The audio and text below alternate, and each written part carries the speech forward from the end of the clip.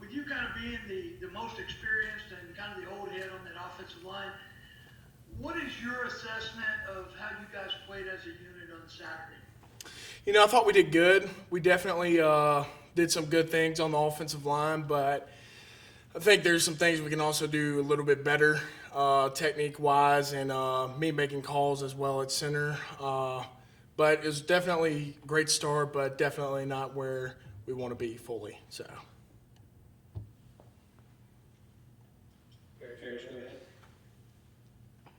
Hey, Ben, what type of adjustments have you had to make in camp and in the game Saturday, just in the move from guard to center?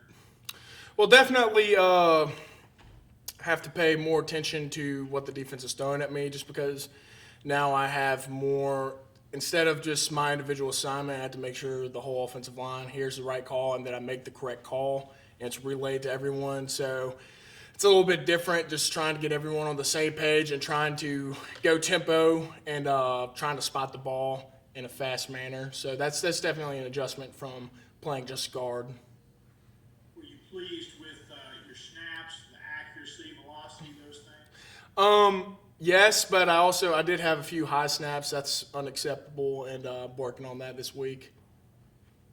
What did you think of the two redshirt freshmen that were on your side? Thought they did great. Played a tough opponent, and credit to Florida, they played a great ball game, and but both Reese and both Jeremy did well. They both did some really great things, and they're both young, and they both have really great, promising future careers ahead of them, and we're just trying to get everyone ready for this week. Nate, go ahead with your question. Ben, as far as you're just kind of making the calls from the center position, can you kind of walk us through what you're looking at, what goes through your head in between each play when you get up to the line?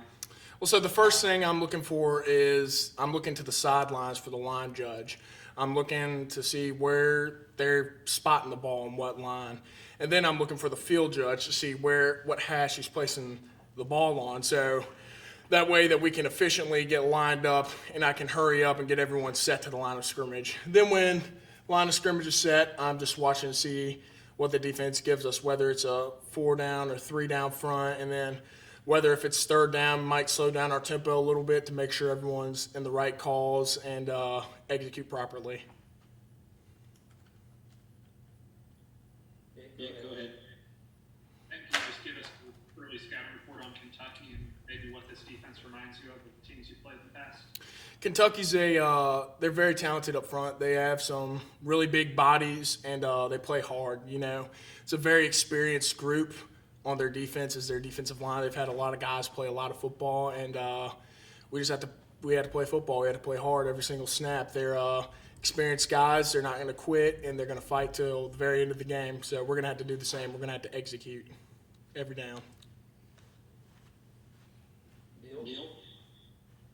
Ben, I was just kind of wondering if you might give us your assessment of what you thought of Matt's game on Saturday in terms of his poise and his leadership and that kind of thing, maybe as compared to what you saw from him last year. It was awesome. I was so happy for Matt. He played a great game, and Matt's a competitor too. He's always looking for things to improve on, and having him leading us on Saturday, that was a lot of fun. But again, we've got to get better as a whole unit, not just offensive line, not just quarterbacks. The whole unit has to get better because we're not at where we need to be at right now, but we're working on it every single day. But it definitely, having Matt out there throwing that ball for so many yards and having our offense click was definitely it was an exciting day.